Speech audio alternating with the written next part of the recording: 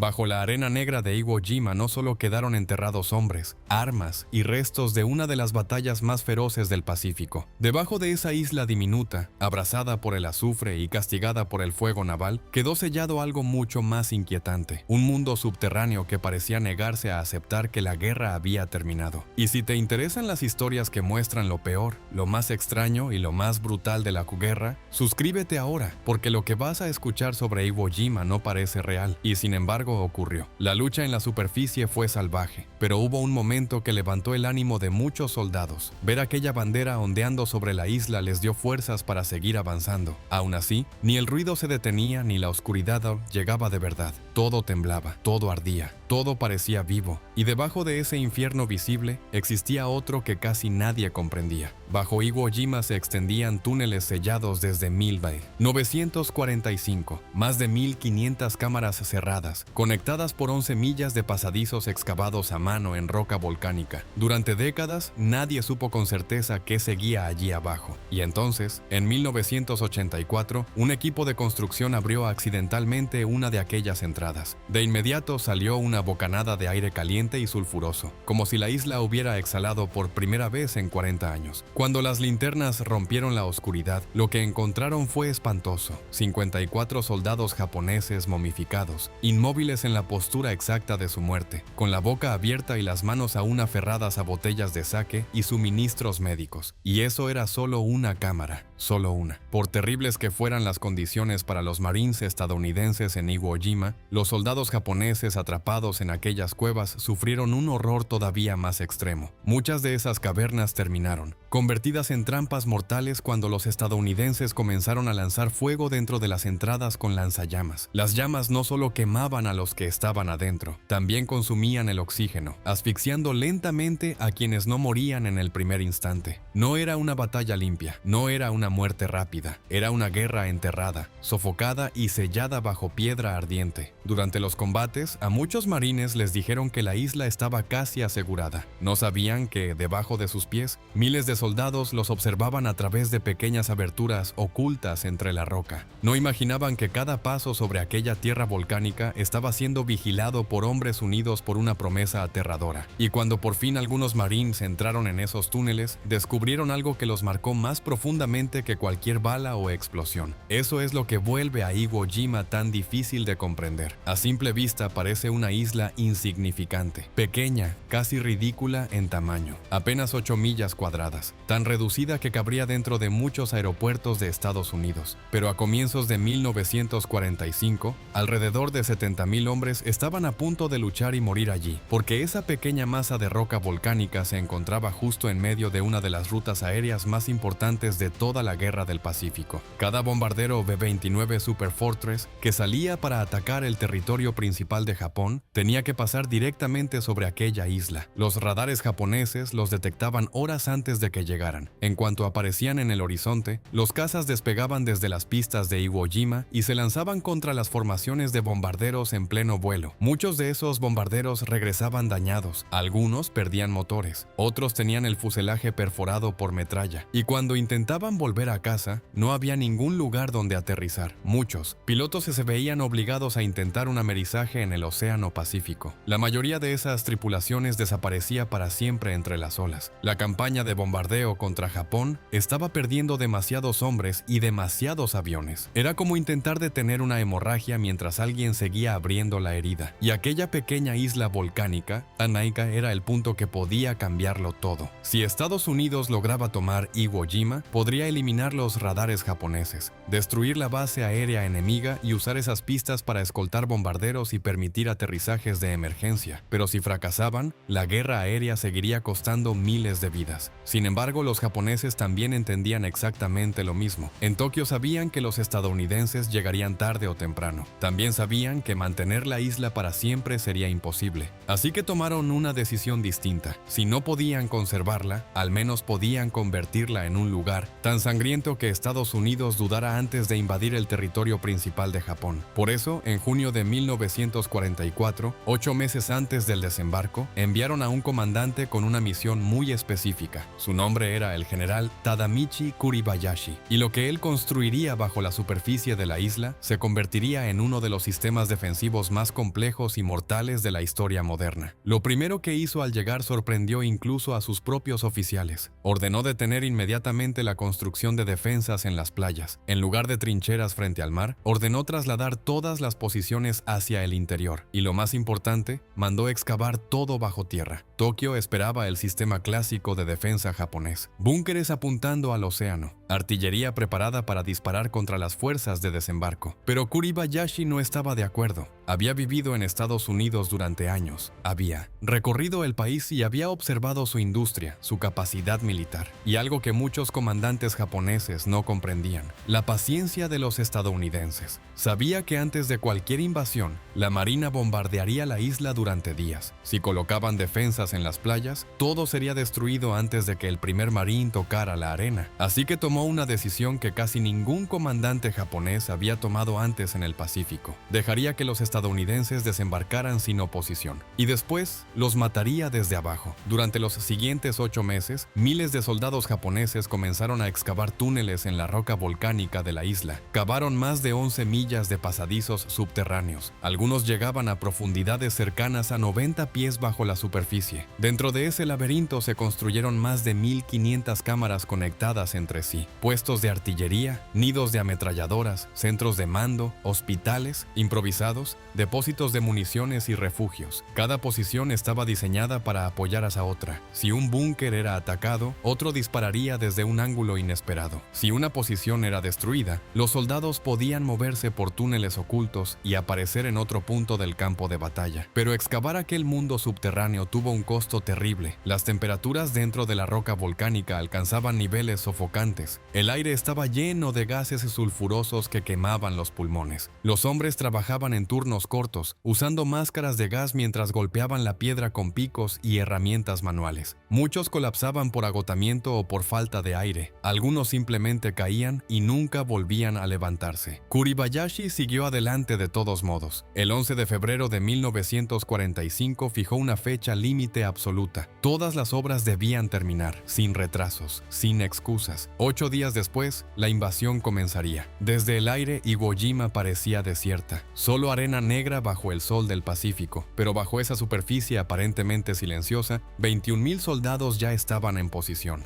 Las armas estaban calibradas con precisión. Los campos de tiro se superponían. Cada zona de muerte estaba medida cuidadosamente. Y todos los soldados habían recibido la misma orden: dejen que desembarquen, dejen que crean que será fácil. El 19 de febrero de 1945, antes de que saliera el sol, comenzó el ataque. La marina estadounidense abrió fuego con todo lo que tenía. Acorazados, cruceros y destructores bombardearon la isla sin descanso. Miles de proyectiles cayeron sobre Iwo Jima durante horas. Desde los barcos, el lugar parecía la superficie de la luna: humo, polvo y roca destrozada. Parecía imposible que algo pudiera seguir vivo allí. A las 8:59 de la mañana, la primera oleada de Marines avanzó hacia la playa. En las primeras horas, casi 30,000 hombres desembarcaron en aquella arena volcánica. Y algo resultaba extraño. No había disparos, no había explosiones, no había resistencia. El silencio era total. El cabo Charles Chuck Lindbergh, operador de lanzallamas del 28º Regimiento de Marines, diría más tarde que ese silencio era el sonido más aterrador que había escuchado en su vida. Los soldados avanzaban lentamente por la arena negra, que se hundía bajo sus botas hasta los tobillos. Los tanques quedaban atascados. Los hombres intentaban cavar refugios, pero la arena volcánica se derrumbaba tan rápido como la movían. Miles de Marines quedaron expuestos en terreno abierto. Entonces llegó la orden de Kuribayashi, y la isla explotó. De repente, artillería japonesa comenzó a disparar desde posiciones ocultas en el interior. Morteros empezaron a caer en oleadas. Ametralladoras abrieron fuego desde búnkeres de hormigón incrustados en la roca, posiciones que el bombardeo naval ni siquiera había dañado. Cada disparo estaba calculado. Cada zona mortal había sido estudiada durante semanas. En cuestión de minutos, la playa se convirtió en un campo de muerte. El monte Suribachi, que parecía destruido, empezó a escupir fuego desde múltiples posiciones ocultas. Los Marines recibían disparos desde el frente, desde los lados y desde lugares que ni siquiera podían ver.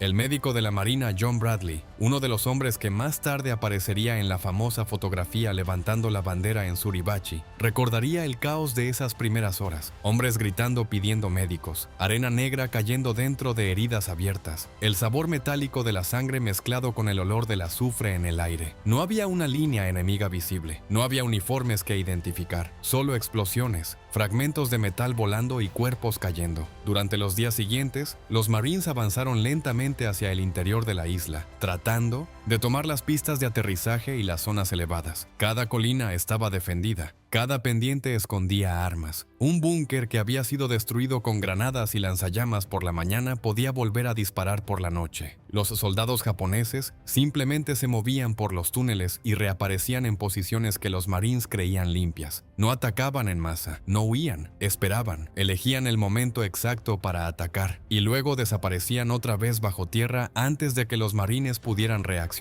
El 23 de febrero de 1945, cuando la bandera estadounidense fue levantada en el monte Suribachi, esa imagen se convertiría en una de las fotografías más famosas de la historia. Pero hay algo que casi nadie menciona. Ese momento ocurrió en el cuarto día de combate. La batalla duró 36 días. Los hombres que levantaron la bandera siguieron luchando al día siguiente. Las zonas centrales de la isla y la meseta del norte ni siquiera habían sido tocadas todavía. La verdadera guerra estaba a punto de comenzar, y esa guerra se libraría bajo tierra. A comienzos de marzo, los informes que llegaban al mando parecían optimistas. Muchas posiciones en la superficie estaban siendo capturadas. Varias fortificaciones importantes habían sido declaradas limpias. Sobre el papel, parecía que Iwo Jima estaba cerca de caer. Pero las cifras de bajas contaban otra historia. Los hombres seguían muriendo, y la razón era el sistema de túneles. Cuando los Marines intentaron entrar en ese laberinto subterráneo por primera vez, las pérdidas fueron inmediatas. El soldado de primera clase Douglas Jacobson, quien más tarde recibiría la medalla de honor por destruir numerosas posiciones enemigas en la superficie, diría después que los túneles eran una guerra completamente diferente.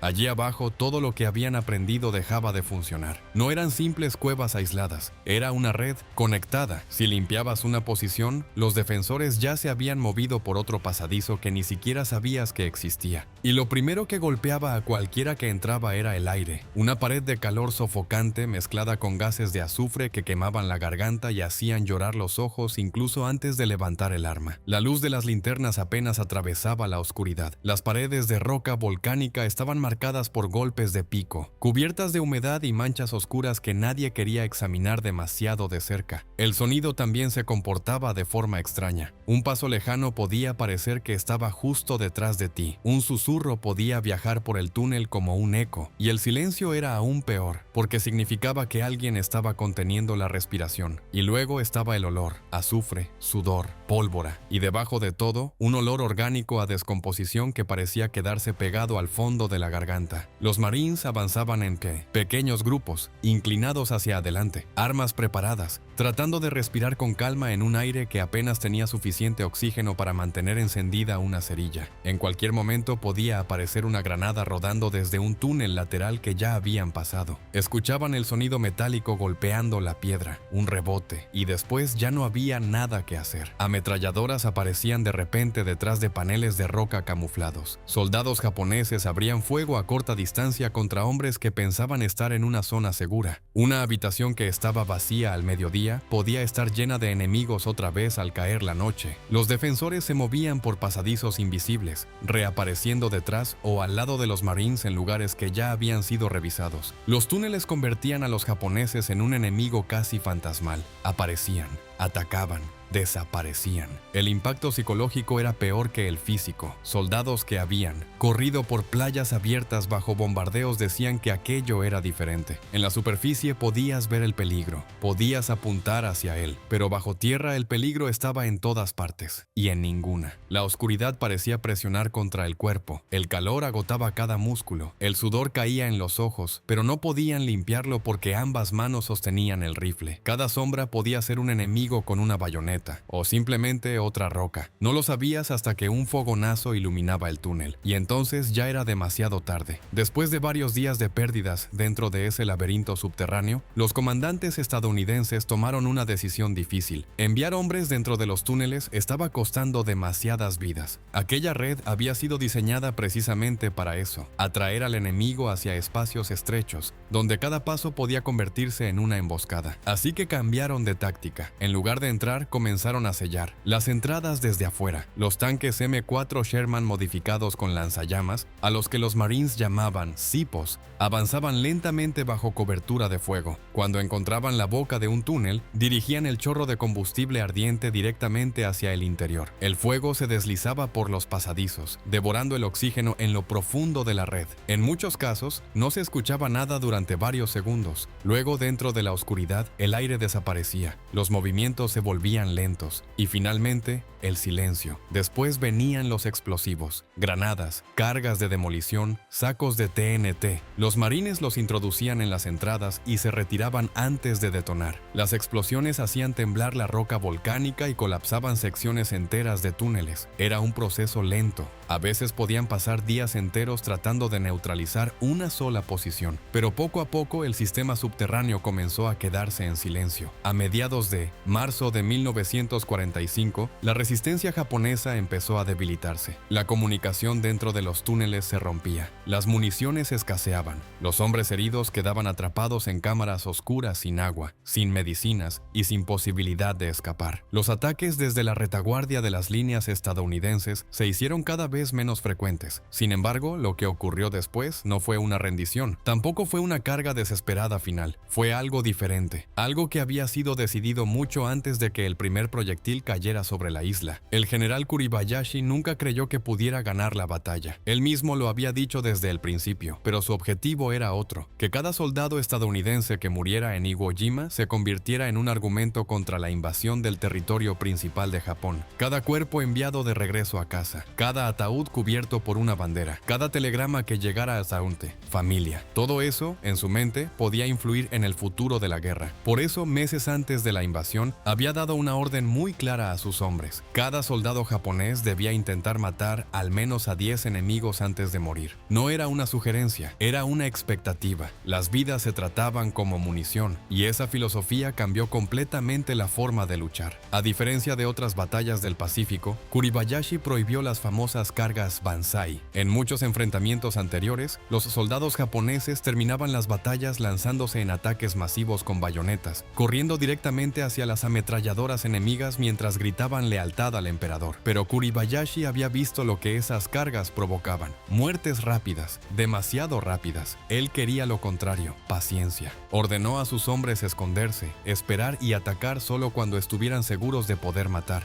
Después debían retirarse por los túneles y repetir el proceso una y otra vez. Para los soldados dentro de esos túneles, aquello creó una presión psicológica enorme. Pasaban días, a veces semanas, en una oscuridad casi absoluta. Escuchaban explosiones que hacían vibrar la roca sobre sus cabezas. Oían el rugido de los lanzallamas quemando las entradas cercanas. Sabían que el espacio bajo tierra se iba reduciendo poco a poco. Las provisiones desaparecían. Las heridas se infectaban. Muchos hombres estaban demasiado débiles para moverse. Aún así, nadie se rendía. La orden seguía siendo la misma: matar primero, morir después. Para los Marines, aquello rompía cualquier expectativa de cómo debía terminar una batalla. Territorio tras territorio era capturado, pero la resistencia nunca desaparecía por completo. No había banderas blancas, no había un momento claro en que los disparos se detuvieran. El enemigo siempre estaba debajo, siempre esperando. La noche del 25 de marzo de 1945 parecía tranquila. El día siguiente estaba previsto que la isla fuera declarada oficialmente asegurada. Muchos soldados estadounidenses pensaban que lo peor ya había pasado. Cerca del aeródromo número 2, algunos hombres dormían en sus tiendas, otros escribían cartas para enviarlas a casa. La batalla parecía parecía haber terminado, pero bajo el suelo, en un profundo barranco al que los estadounidenses llamaban la garganta, unos 300 soldados japoneses se estaban reuniendo en silencio total. No llevaban fusiles, solo cuchillos, espadas y algunas pistolas con un solo cargador. Avanzaban por los últimos túneles abiertos sin decir una palabra. Solo se escuchaban pasos sobre piedra y el leve sonido del metal chocando contra las hebillas de los cinturones. Después de la medianoche, comenzaron a salir, uno por uno. Emergían de grietas en la tierra y se desplazaban agachados sobre la roca volcánica hacia el campamento estadounidense. La luz de la luna reflejaba el filo de las hojas. Nadie hablaba. Los centinelas estadounidenses no detectaron nada. Los primeros hombres que murieron ni siquiera despertaron. Las cuchillas atravesaron las tiendas y las bolsas de dormir. Otros soldados se despertaron con gritos, pero no eran gritos de guerra. Eran gritos de hombres siendo atacados en la oscuridad. Muchos no tuvieron tiempo ni de agarrar un arma. Se produjo un combate caótico en plena noche. Disparos breves de pistola iluminaban el campamento durante un instante y luego volvía la oscuridad. Algunos soldados luchaban con palas de trinchera, otros con los puños. Cuerpos chocaban entre sí sin saber quién era amigo o enemigo. Pasaron horas antes de que la situación pudiera controlarse. Cuando finalmente salió el sol, más de 100 estadounidenses estaban muertos o heridos. Las tiendas estaban destrozadas y el suelo estaba cubierto de cuerpos de ambos lados. Algunos soldados fueron encontrados aún agarrados unos a otros. Se cree que el propio